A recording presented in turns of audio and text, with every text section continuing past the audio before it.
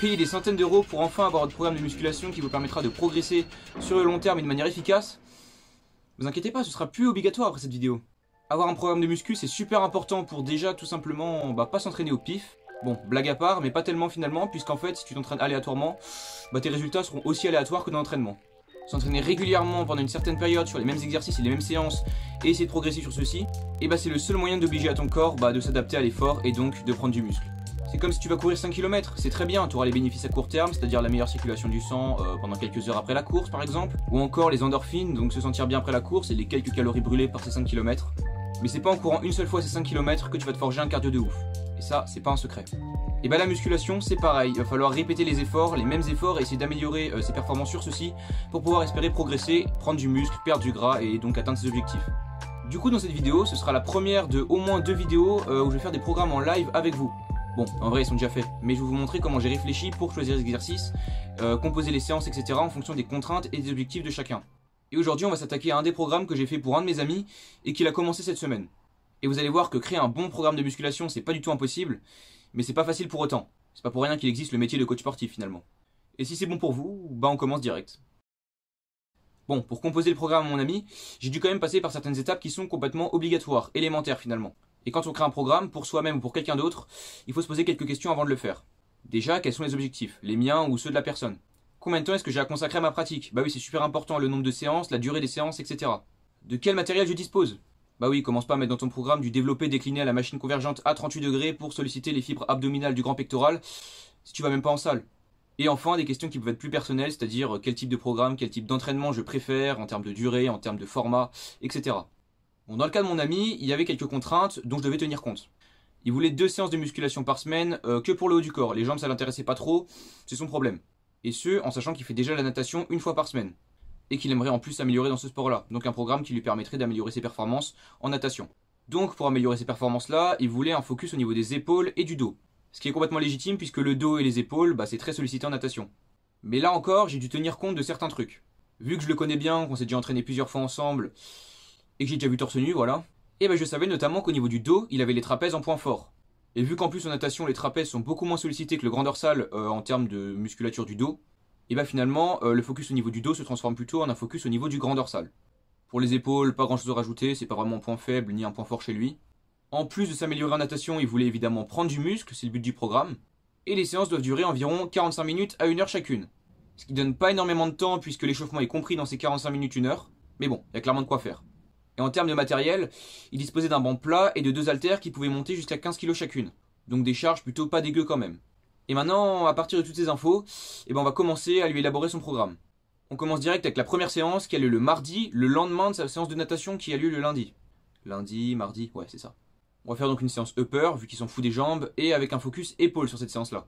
Puisque je vous le rappelle, c'était un des focus. Et la séance durera environ 1 heure, en commençant par un échauffement articulaire et musculaire de tout le haut du corps. Donc voilà, rien de bien compliqué, des rotations des articulations, quelques extensions de coudes, quelques pompes au poids du corps et un petit peu de rowing léger pour échauffer le haut du corps. Et ensuite on commence directement avec le plat de résistance de la séance, le rowing bûcheron.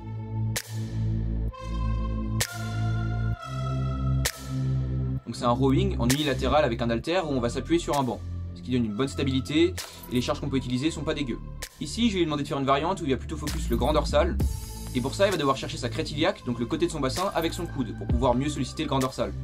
Et vous allez me demander, pourquoi il fait pas un exercice de tirage vertical pour le grand dorsal? C'est vrai que c'est plus efficace. Enfin, plus efficace, tout est relatif et tout dépend des cas.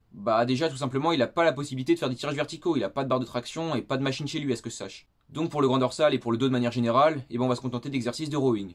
Mais bon, étant donné qu'il a souvent du mal à recruter ses dorsaux, et ça je le sais parce qu'on s'entraînait ensemble sur une séance dos, et que même sur un exercice qui était vraiment destiné aux dorsaux, il les sentait pas trop. Et les rowing, vu que c'est des exercices à forte tension de contraction, vous inquiétez pas pour les termes, on les verra dans de prochaines vidéos, il facilite le recrutement du grand dorsal, on le sentira plus facilement sur l'exercice. Donc finalement, c'est peut-être moins grave que prévu. Sur cet exo, on va faire 4 séries de 8 à 10 répétitions, donc on va bien chercher la tension mécanique, faire des séries assez courtes entre guillemets. Et ici, vu qu'on travaille en unilatéral, il pourra enchaîner les 2 bras sans repos entre les 2 bras. Et une fois qu'il aura fait les 2, il prendra environ 1 minute 30 de repos. Ce qui, oui, je le conçois, est un repos assez court, mais finalement, vu qu'il enchaîne les 2 bras pendant que l'un travaille, l'autre se repose, donc ici, l'unilatéral, en plus de faciliter l'entraînement du grand dorsal en pouvant jouer sur la rotation du buste, ça permet de gagner du temps. Ce qui est pas mal, parce que je vous le rappelle, les séances doivent être assez courtes. Et si vous voulez plus de précision sur l'entraînement du grand dorsal, et bah allez voir l'émission Tortank, les premières vidéos de ma chaîne quasiment. Donc ouais, à l'époque j'étais bien coincé du huc quand même, hein. Je parlais comme ça. Mais bref, c'est pas grave, ça coûte rien d'aller voir, ça me rajoutera des vues. Pour le deuxième exercice de cette séance upper, on va faire un exercice de poussée, en contradiction à l'exercice de tirage de juste avant. Et vu qu'il dispose d'un banc plat et de 2 haltères, et bon, on va faire du développé couché aux haltères.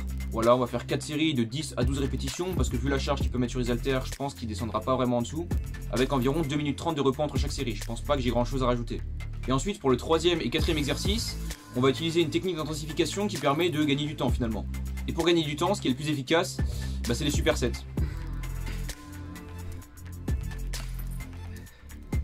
Donc là on va faire un superset entre les trapèzes qui est son point fort, donc ça va être la seule fois de la semaine où on va les bosser. Donc pour les trapèzes, il va faire un rowing buste penché aux haltères focus trapèze, donc avec les coudes relativement ouverts, environ à 45 degrés avec le buste, et pour 12 à 15 répétitions. Ensuite il enchaîne quasiment directement, juste le temps de changer le poids sur les haltères, avec des élévations latérales aux haltères, le classique pour les épaules. Et une fois que les 2 exos sont faits, il peut se reposer environ 1 minute avant de recharger ses haltères et repartir sur du rowing. Et cet enchaînement là, il va le faire 3 fois en tout. Donc voilà, 2 exercices simples, efficaces, que demande le peuple. Et ensuite, pour finir la séance, il va enchaîner encore une fois sur un superset, cette fois seulement dédié aux épaules, un petit peu pour les pectoraux aussi. Donc il va commencer avec de l'oiseau assis avec des haltères en série assez longue, puisque ça s'y prête bien. Environ 12 à 15 répétitions pour chaque série. Et il enchaîne directement avec une série de pompes avec les pieds surélevés, sur son banc par exemple. Et là, il va à l'échec. On est en fin de séance, on est des fifous. Et après ça, il prend environ 1 minute 30 de repos.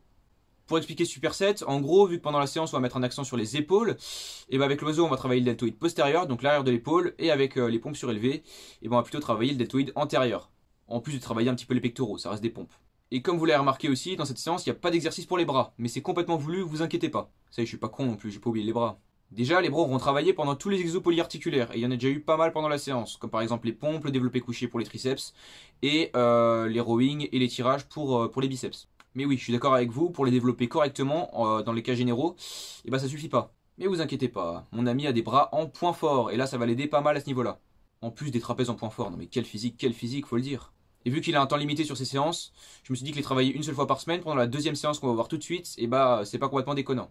Surtout que ces focus, c'est pas du tout les bras, c'est les dorsaux et les épaules. Bon, bah je pense qu'on peut passer à la deuxième séance de la semaine qui va avoir lieu le vendredi ou le samedi en fonction, comme dit, de son emploi du temps. Pareil, même échauffement qu'avant, échauffement articulaire, quelques pompes, quelques rowing, et on commence le sérieux. Cette fois, on inverse les rôles, on commence avec le développé couché aux haltères. Il n'y a pas 10 000 choix à part les pompes et le développé couché du coup pour ses pectoraux, vu le matériel qu'il a. Mais c'est franchement des très bons exercices, donc c'est pas très grave. 4 séries de 10 à 12 répétitions encore une fois, parce que comme dit, on va pas trop descendre en dessous je pense, et environ 2 minutes 30 de repos entre chaque série. En fait, c'est le même exercice que lors de la première séance. Ensuite, pour suivre le schéma de la première séance, après un exo de poussée, un exo de tirage. Donc là, on va faire de nouveau le rowing bûcheron en focus grand dorsal. Encore une fois, 4 séries par bras, mais cette fois-ci avec des séries de 12 à 15 répétitions, plus longues. Ça permettra un petit peu de changer la fourchette de répétition, de rajouter un peu de stress métabolique. Et en plus, vu qu'il galère à recruter grand dorsal, faire des séries longues sur un exercice à forte tension de contraction, bah c'est vraiment pas une idée de merde. Pour pouvoir mieux le ressentir, hein, j'entends. Ensuite, après ces 2 exercices-là, qui sont vraiment les 2 gros plats de résistance de la séance, il va enchaîner avec un superset qui va travailler son grand dorsal et ses épaules. Pour le grand dorsal, on va de nouveau faire un rowing buste penché, mais cette fois-ci pas pour les trapèzes, donc pour le grand dorsal. Et pour changer un peu la prise, on va prendre une prise supination, parce que pour le rowing bûcheron, j'ai pas précisé, mais c'était une prise neutre. Et pour le rowing, pour les trapèzes, c'était plutôt une prise pronation, ou entre la neutre et la pronation. Et ensuite, pour les épaules, bah, les élévations latérales, de nouveau en série de 12 à 15 répétitions. Voilà, c'est la base, hein. Et cet enchaînement-là, il va le faire 3 fois à nouveau, sans vraiment de repos entre les 2 exos, juste le temps de charger les haltères, et 1 minute de repos entre chaque cycle. Donc voilà, pour ce superset, on travaille les 2 focus du programme, donc j'espère qu'il n'y a rien de choquant. Et grâce à la présupination qu'on vient utiliser pour travailler le grand dorsal, et bon, on va faire de la pure rétropulsion, ce qui est vraiment le mouvement, par exemple au crawl en natation. Donc en plus de travailler son point faible, et bon, mon pote il pourra en plus améliorer ses performances sur un mouvement qui sera hyper fonctionnel dans son sport. Et enfin on termine la séance et la semaine par la même occasion, avec un superset pour les bras. Ah, les bras. Vous les attendiez, hein. Donc là, rien vraiment de ouf, un curl debout en supination pour les biceps, avec les 2 bras en même temps. Et ce pour 12 à 15 répétitions, donc des séries assez longues pour les bras, c'est plutôt cohérent. Et il va enchaîner sur son banc à plat, du coup avec un exercice super pour les triceps, les skull crushers. C'est comme de la barre au front mais avec des haltères, donc bon, c'est kiff-kiff, hein. Et là encore une fois, 12 à 15 répétitions, et on fait le cycle 4 fois. Donc voilà pour les bras, il n'y a pas beaucoup de volume, que 4 séries par semaine pour les biceps et pour les triceps, mais comme dit, il travaille sur l'exo polyarticulaire, et vu que chez lui c'est un point fort, je pense pas que ce soit très dérangeant. Bon, je suis vraiment désolé si vous entendiez ça pendant la vidéo. Mais bon, c'est la pluie, je suis sous le toit, et puis je suis victime de la météo du coup. Donc bon, voilà, maintenant vous savez comment je peux créer un programme et comment j'ai réfléchi pour créer un programme. C'est pas du tout la seule manière de faire, hein, vous inquiétez pas. mais c'est une méthode qui me paraît plutôt cohérente et plutôt pas mal pour tenir compte des contraintes, des exigences et des préférences de chacun. Bon, je préfère prévenir qu'il y aura une deuxième vidéo dans le genre avec un cas de figure complètement différent, donc je vous conseillerais de pas la rater. Abonnez-vous à la chaîne. Et sur ce, ciao.